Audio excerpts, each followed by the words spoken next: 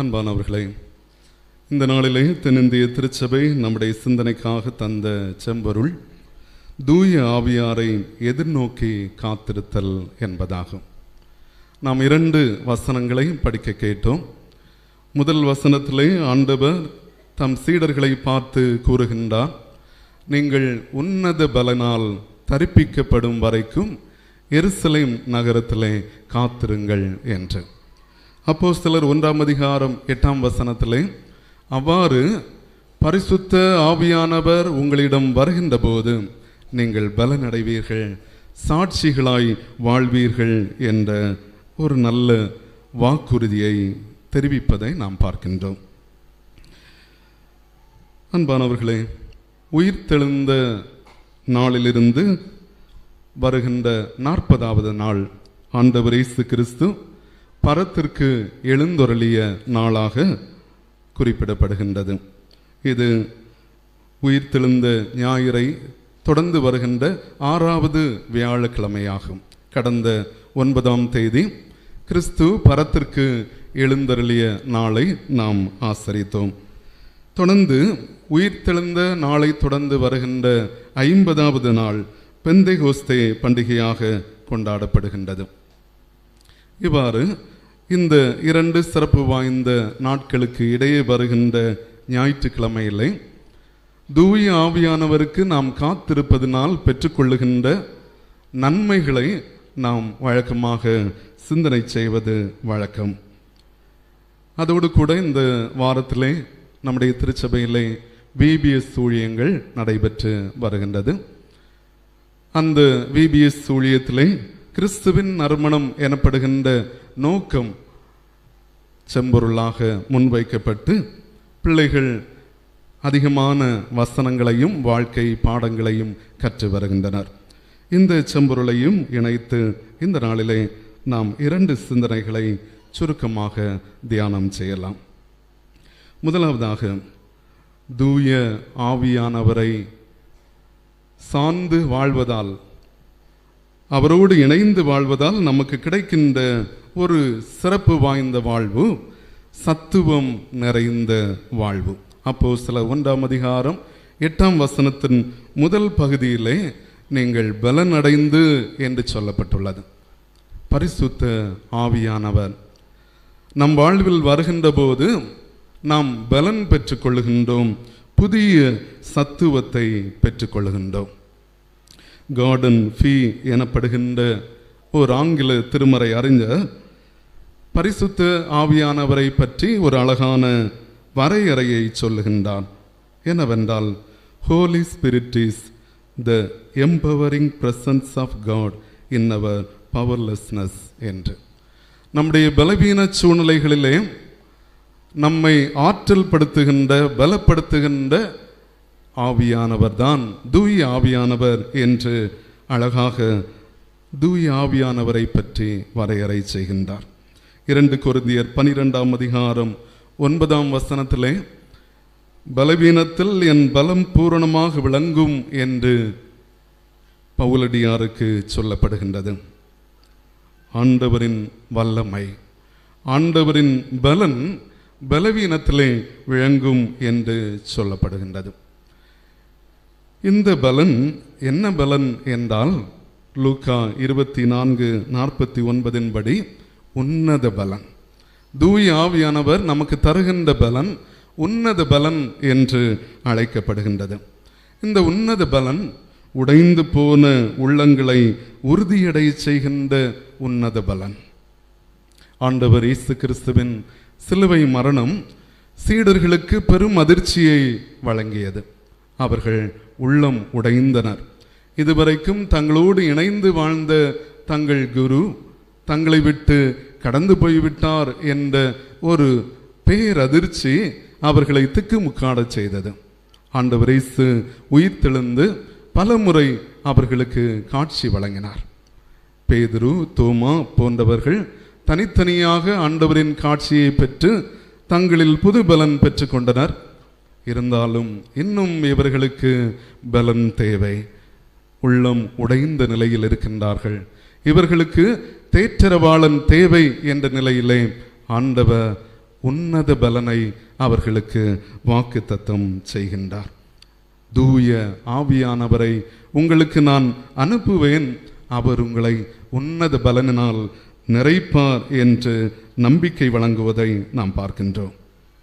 பழைய ஏற்பாட்டு திருமறை பாடமாக நாம் வாசிக்க கேட்ட ஏசாயா 40ஆம் அதிகாரம் 25 முதல் 31 வரை உள்ள வசனங்களிலே பாபிலோனிலே சிறைப்பட்ட நிலையில் இருந்த இஸ்ரவேல் மக்களுக்கு நம்பிக்கையின் வார்த்தைகள் வழங்கப்படுகின்றன.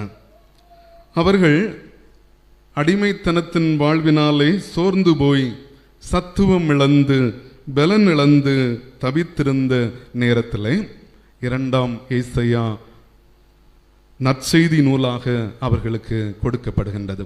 நாம் அறிந்திருக்கின்றோம், ஏசாயா நூலை நாம் 3 பிரிவுகளாக பிரிக்கலாம்.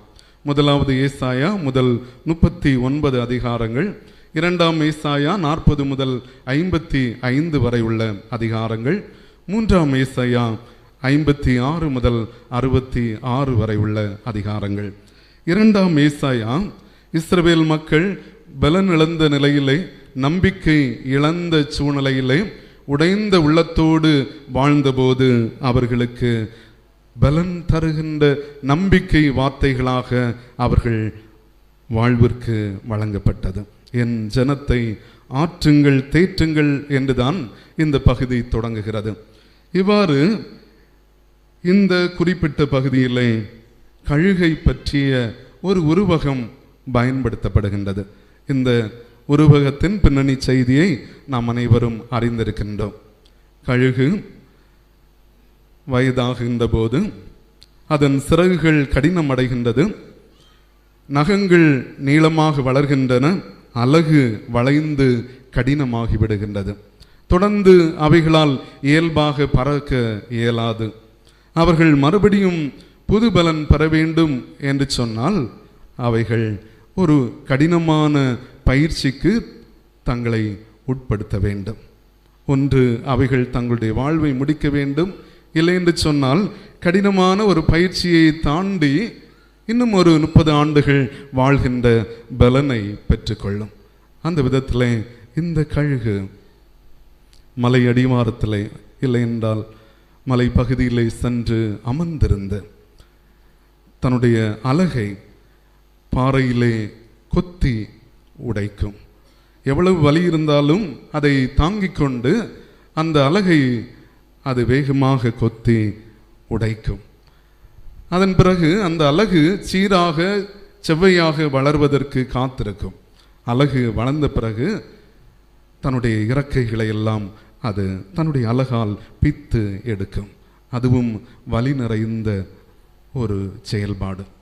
இப்படி அவைகள் செய்து காத்திருக்கும்.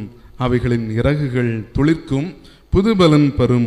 150 நாட்கள் அவ்வாறு ஒரு பகுதியிலே அமர்ந்திருந்து அவை பெற்றுக்கொண்ட புது பலனினால் இன்னும் 30 ஆண்டுகள் வாழ்கின்ற ஒரு உத்வேகத்தை பெறும். இந்த உருவகத்தை இங்கே புது பலன் பெறுகின்ற மக்களுக்கு ஏசாயா இறைவாக்கினர் ஒப்பிடுகின்றார். நமது வாழ்க்கையிலும் பலனிழந்து நாம் சோர்ந்து போய் வாழ்கின்ற நேரத்திலே ஆண்டவரின் சமூகத்திலே நாம் அமர்ந்திருந்து காத்திருக்கின்ற போது ஆண்டவர் தம்முடைய பலத்தினால் நம்மை நிறைப்பார். சில நேரங்களிலே காத்திருக்குதல் என்று சொன்ன உடனே நம்முடைய மனதிலே வருவது நம்முடைய விருப்பம் நிறைவேறும் வரை காத்திருத்தல் என்று. ஆனால் அது உன்னத பலனை பெறுவதற்கு நேர் எதிர்மாறானது. காத்திருத்தல் என்பது ஆண்டவரின் சித்தம் நம்முடைய வாழ்வில் நிறைவேறுவதற்கு நம்மை முழுமையாக ஒப்படைத்து காத்திருத்தல். அவ்வாறு காத்திருக்கின்ற போதுதான் ஆண்டவரின் சித்தம் நம் வாழ்வில் வெளிப்படும், நாம் புதிய பலனை பெற்றுக்கொள்வோம். இந்த பகுதியிலே காத்திருக்குதல் எனப்படுகின்ற அந்த சொல்லுக்கு பயன்படுத்தப்பட்ட எபிரேய வார்த்தை காவாக் என்பதாகும். அதற்கு இன்னும் ஒரு பொருள் உண்டு, பைண்டிங் டுகெதர் என்று. இணைந்திருத்தல், ஒன்று இணைத்தல், கட்டுதல் என்ற பொருட்களை எல்லாம் அந்த சொல் தருகின்றது. ஆண்டவரோடு நாம் இணைந்திருக்கின்ற போது, ஒன்றிணைகின்ற போது அவருடைய புதிய பலனை நாம் பெற்றுக்கொள்ளுகின்றோம். புதிய ஆற்றலினால் புத்தாக்கம் பெற்ற அனுபவத்தை சொந்தமாக்குகிறோம். உடைந்த உள்ளங்களுக்கு ஆண்டவர் சத்துவம் வழங்குகின்றான்.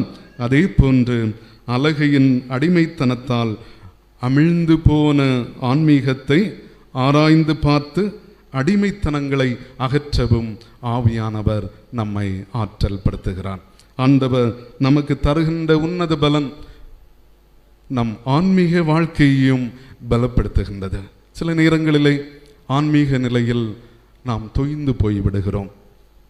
ஆதியிலிருந்த அன்பை இழந்து விடுகிறோம்.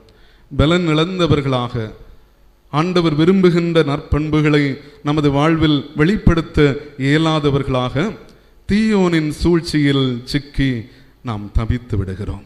இதற்கு முன்னதாக நாம் பாடிய பாடல் அருளானந்தம் ஐயர் அவர்களால் எழுதப்பெற்ற ஆவியை மழை போல் ஊற்றும் என்ற பாடலின் ஒரு சரணத்திலே அழகாக ஆசிரியர் எழுதுகின்றார். சாத்தானின் கோஷ்டம் அதிகம், அவனின் தந்திர சேஷ்டை அதிகம் என்று. சாத்தான், தீயோன் நம்மை தன்னுடைய தீய வலைக்குள் சிக்கி நம்மை தடுமாறச் செய்வதற்கு நம்மை பலனிழக்கச் செய்கிறான். அந்த நேரத்தில் ஆண்டவர் நமக்கு தருகின்ற புதிய பலனை ஆண்டவரின் சமூகத்திலே வேண்டி பெற்றுக்கொள்ள அழைக்கப்படுகிறோம். ஒரு அழகான பாடல், நாம் அனைவரும் அறிந்த ஒரு பாடல். அதன் ஒரு சரணத்தை நான் பாட விரும்புகின்றேன். சாத்தானை எதிர்க்க பலன் தாரும், சோதனை ஜெயிக்க பலன் தாரும். சாத்தானை எதிர்க்க பலன் தாரும், சோதனை ஜெயிக்க பலன் தாரும். மாய உலகினை வெறுக்க என்னையும் பலப்படுத்தும். மாய உலகினை வெறுக்க என்னையும் பலப்படுத்தும். பலனொன்றும் இல்லை தேவா, ஆவியால் பலப்படுத்தும். சத்துவம் இல்லாத எனக்கு சத்துவம் தந்தருளும். சத்துவம் இல்லாத எனக்கு சத்துவம் தந்தருளும். அன்பானவர்களே, தூய ஆவியானவரோடு நாம் இணைந்திருக்கின்ற போது சத்துவம் நிறைந்த வாழ்வை நாம் பெற்றுக்கொள்ளுகின்றோம். இரண்டாவதாக இன்னும் ஒரு சிந்தனை, சாட்சி நிறைந்த வாழ்வு. அப்போஸ்தலர் 1ஆம் அதிகாரம் 8ஆம் வசனத்தின் பின்பகுதியை ஒருவர் படிக்கலாம். பூமியின் கடைசி பரியந்தமும் எனக்கு சாட்சிகளாய் இருப்பீர்கள். தூய ஆவியானவரின் ஆற்றல் ஆன்மீக வாழ்க்கையில் பலனிழந்து பொலிவிழந்து போயிருக்கின்ற நமக்கு புது பலன் தருகின்றது. அந்த புதிய பலனை, உன்னத பலனை பெற்றுக்கொண்ட நாம் இந்த உலகிலே சாட்சிகளாக வாழ வேண்டும். அதைத்தான் இந்த ஒரு வார காலமாக நம்முடைய பிள்ளைகள் விடுமுறை விவிலிய பள்ளி வழியாக பயின்று வருகின்றார்கள். கிறிஸ்துவின் நறுமணத்தை பரப்புகின்ற சாட்சி நிறைந்த வாழ்வு ஒவ்வொருவருக்கும் தேவை. 2 கொரிந்தியர் 2ஆம் அதிகாரம் 15ஆம் வசனத்தை ஒருவர் படிக்கலாம். 2 கொரிந்தியர் 2:15.